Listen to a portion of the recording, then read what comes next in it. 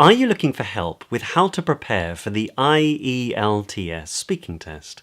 Do you want to feel more confident and reach for Band 9? Even if you just want to improve your English pronunciation, in this video, these are exactly the things I'm going to help you to do.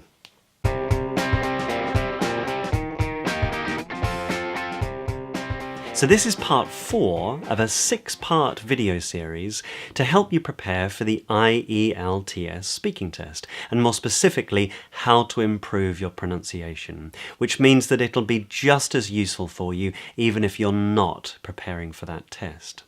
So the last video was about sentence stress, and we talked about how to know which word in your sentences to stress. Now, if you haven't seen that video, click this link here. It'll take you to that video and you can catch up. I'll wait right here.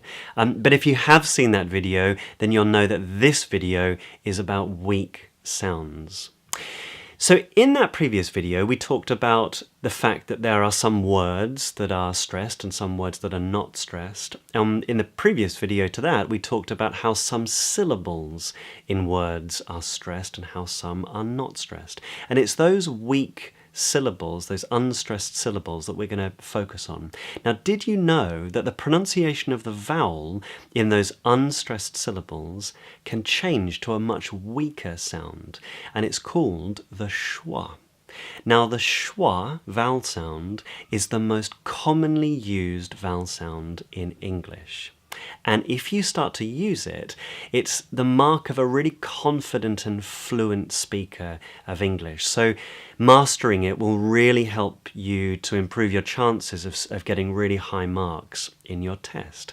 Now, there's a lot to say about the schwa, much more than I can talk about in this video. So I've included a link here to my pronunciation ebook, which covers absolutely everything that you need to know about the schwa and how to perfect it. So, the schwa sound is made with the tip of your tongue down behind your bottom teeth. And the middle of the tongue is resting in the middle of your mouth and the lips are relaxed open. And it's a short sound. It's like this. And its phonetic symbol is this.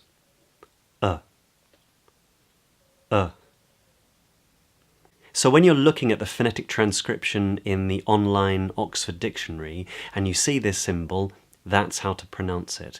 And the really smart thing is that it's only ever used to represent the weak syllable in a word. So it'll mean that using it confidently will improve your word stress and your sentence stress. I mean, it's pretty smart, right? Have a go at these words. About. Offend, support, open, cautious, thorough. Now, in addition to this, we also use it in some single-syllable grammatical words when they're in an unstressed position. So, for instance, a word like a is often pronounced as a. A word like to, T-O, is often pronounced as t. And a word like the, T-H-E, is often pronounced as the. Have a look at these. So in this sentence, there are some words that just carry more importance because they are sort of meaning words, they're content words, like love, go, cinema, watch, film, relax, hour, to. And of those words, the polysyllabic content words are words like cinema and relax. And just notice how the schwa is present in both of those words. So cinema, cinema, cinema. Yeah, not cinema or cinema, but cinema. And the same for relax. It's not relax or relax, but relax. But also notice how the other sort of non-content words, we could call them grammatical words like to and a and for and an, their pronunciation can also be reduced to a schwa because they don't carry any significance. So they reduce their sort of status by being pronounced as a schwa. So I would say, I'd love to go to the cinema, watch a film, and relax for an hour, for an hour or two.